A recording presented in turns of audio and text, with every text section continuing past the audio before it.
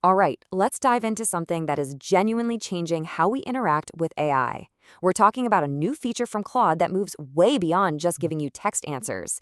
Get ready for dynamic, interactive visuals created for you right inside the chat. You know the feeling, right? We've all been there. You ask an AI a pretty complex question, you're hoping for a simple, clear answer, and instead you get, well, this. A massive wall of text. The information you need is probably buried in there somewhere, but honestly, who has the time to dig it out? And this right here perfectly captures the shift we're talking about. We are moving from the information overload on the left to the instant clarity on the right. This isn't just some small update, it's a huge leap forward in making AI actually useful in our daily lives. So, what exactly is this new thing? Well, think of it like this. Anthropic has essentially dropped a visual designer, like an in-chat whiteboard, right into your conversation. So now, the answers you get aren't just correct, they're presented in a way that your brain can immediately understand. Okay, the official name is Claude Visuals, and it does exactly what it sounds like. It generates simple, often interactive visuals and diagrams right there in the chat window. The key word here is fast. We're not talking about building a whole application. It's about getting a quick visual sketch, almost as fast as you'd get a paragraph of text. So, how do you unlock this power? Well, it can be as simple as changing the way you ask. It often starts with just two little words. Instead of telling it to explain something, you ask it to show me. And here's the really clever part, what's going on under the hood. There's no crazy, complex process here. Claude is literally just writing basic HTML, the fundamental building block of the web, to create these visuals on the fly. That's the secret sauce that makes it so quick and so effective. So let's put it to the test. We'll use the exact example Anthropic used when they launched this, compound interest. It's a concept that, let's be honest, can be super dry when you're just looking at formulas in text. And boom, look at that.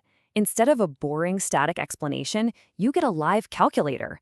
You can actually play with it, you can plug in your own numbers, move the sliders around, and see the results change in real time. Now that is true interactivity. Okay, so that's the basic idea, which is already pretty cool. But now let's explore a couple of more powerful, real-world examples to see what this thing can really do.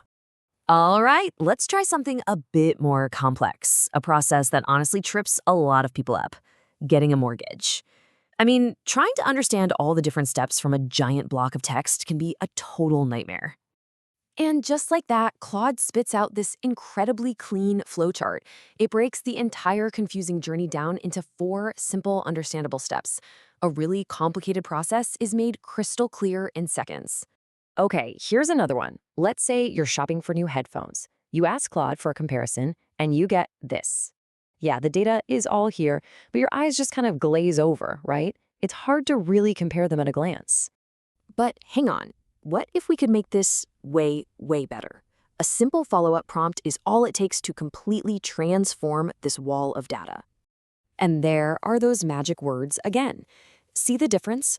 We're not just asking for the data anymore, we're asking Claude to show us what the data actually means.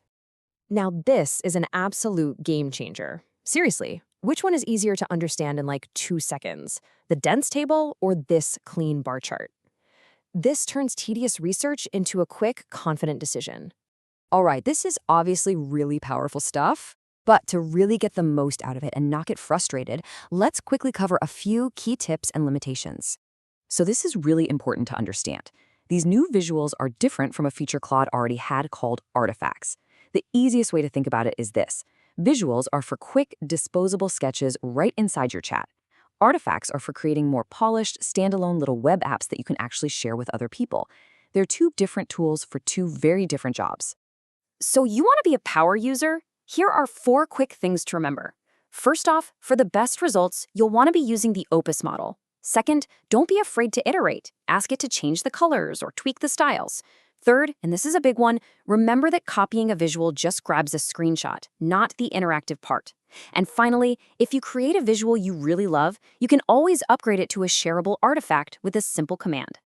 Okay, let's just zoom out for a second, because this really isn't just another cool feature, it's pointing to a much, much bigger shift in how we're all going to be interacting with AI. The trend here is absolutely clear. We are heading towards a future of more customized and visual responses, moving far beyond plain old text. The future of AI isn't just about having a conversation. It's about collaboration, with the AI creating custom-tailored presentations for us on the fly. This is a pretty fundamental shift in how we get information. Text was just the very beginning. So I guess the only question left to ask is, what will you ask an AI to show you next?